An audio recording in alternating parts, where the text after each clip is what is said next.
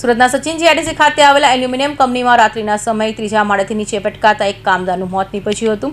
તો મૃતક યુવક 3 બહેનોના એકમાત્ર ભાઈ હોય અને રક્ષાબંધન પહેલા જ ભાઈના મોતથી બહેનોની રાખડી અધૂરી રહી ગઈ છે. સુરતના સચિન જીઆઈડીસી વિસ્તારમાં આવેલા એલ્યુમિનિયમ કંપનીમાં રાત્રિના સમયે દુર્ઘટના સર્જાઈ હતી. કંપનીના ત્રીજા માળેથી નીચે પટકાતા રવિન્દ્ર રમેશ પાડવી નામના યુવકને ગંભીર ઇજાઓ પહોંચી હતી. ત્યારબાદ યુવાનને તાત્કાલિક સારવાર માટે ખાનગી હોસ્પિટલ લઈ જવાયો હતો, જ્યાં ફરજ પરના તબીબીએ તેને મૃત જાહેર કર્યો હતો. મૃતક રવિન્દ્ર મૂળ મહારાષ્ટ્રનો વતની હતો અને સચિન જીઆઈડીસી વિસ્તારમાં રહેતો હતો.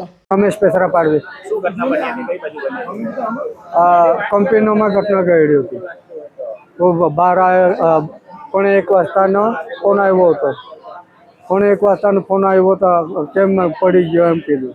પડ્યો તો પડ્યો પણ દવાખાનામાં લઈ જાય એમ કીધું.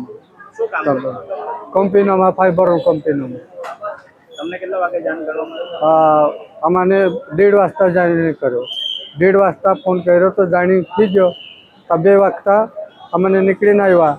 નીકળતા અમને 2 વાગી ગયા તો આપણા રંગકી તલાવ છે જગાવ આ અંદરમાંથી આપણો છોરો ગમાઈ ગયો. છોકરો 21 લગ્ન નથી.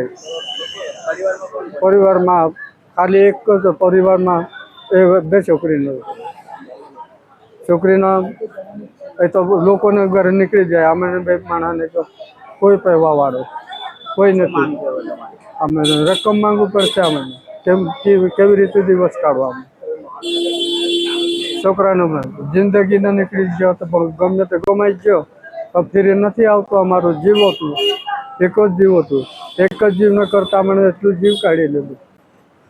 અમારો બધો દિવસ નીકળી ગયા. ઘટનાની જાણ થતાં મૃતદેહને પોસ્ટમોર્ટમ માટે સુરત સિવિલ હોસ્પિટલ ખસેડવામાં આવ્યો હતો.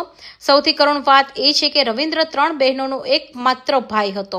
રક્ષાબંધનના પર્વ પહેલા જ ભાઈનું મોત થતાં બહેનો અને પરિવાર પર દુઃખનો પહાડ તૂટી પડ્યો છે. હાલ તો પરિવારજનોએ સમગ્ર મામલે યોગ્ય તપાસ સાથે યોગ્ય વળતર અને ન્યાયની માંગ કરી છે. Bureau report, Hind TV news, Surat.